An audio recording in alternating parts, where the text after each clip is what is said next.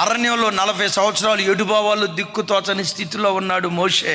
అప్పుడు దేవుడు వచ్చి అంటాడు, మోషే నువ్వు బయలుదేరి నా ప్రజలైన ఇశ్రాయేలీలను ఐగుప్తు దాస్యత్వంలో నుంచి విడిపించు అని అంటంతో వాస్తవంగా పాత మోషే అయితే ఏమనేవాడో తెలుసా? ఇట్లా అని, ఎస్ నువ్వు ఎన్నుకోవలసిన ఎన్నుకున్నావు. ఎవడి మోషే? ఐగుప్తు సకల విద్యల యందు ప్రవీణుడో, బహుభాషా కోవిదుడో, ఇలాంటి జ్ఞానవంతును నువ్వు ఎన్నుకోవాలా. నీ సెలక్షన్ రైట్ అయ్యా అనేవాడు పాత మోషే. ఇప్పుడు కొత్త మోషే ఏమంటాడు తెలుసా?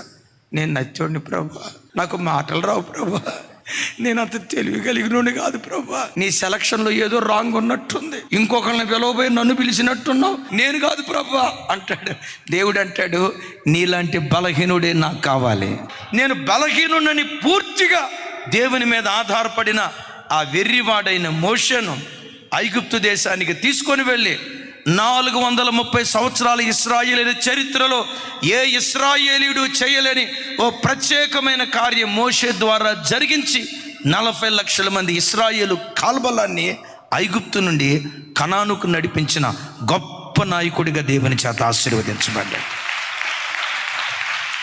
చెల్లెలారా, తమ్ముళ్ళారా, అన్నలారా, నా వైపు చూడండి. నా హృదయపు లోతులో నుంచి దీవిస్తున్నాను. 430 సంవత్సరాల ఇశ్రాయేలీయుల చరిత్రలో ఏ ఇశ్రాయేలీయుడు చేయలేని ఓ ప్రత్యేకమైన కార్యం మోషే ద్వారా దేవుడు జరిగించాడు కదా.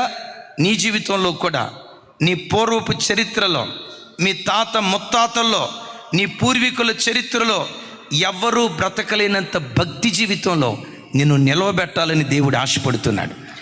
ఎవరు సాధించలేని విజయాలు నువ్వు సాధించేటట్లుగా దేవుడు కృప చూపించునుగాక.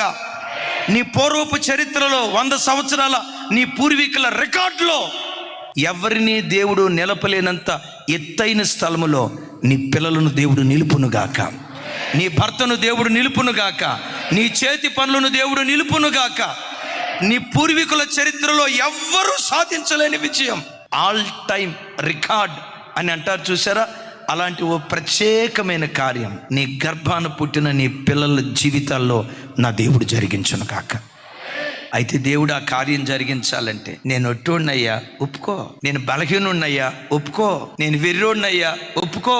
నీవు రక్షిస్తే నేను రక్షించబడతా, నువ్వు బలపరిస్తే నేను బలపరచబడతా, నీవు సహాయం చేస్తేనే నేను పొందుకుంటా, నీవు జ్ఞానం ఇస్తేనే నేను జ్ఞానవంతుడినవుతా, లేకపోతే నేను వెర్రివాడినయ్యా అని యేసయ్య పాదాల చెంత నువ్వు వెర్రిదానిగా మారిపోతే జ్ఞానిగా నిలవబెట్టి వెర్రివాడైన నీ బ్రతుకును ప్రజల ఎదుట ఒక వేడుకగా దేవుడు నిలవబెట్టునుగాక.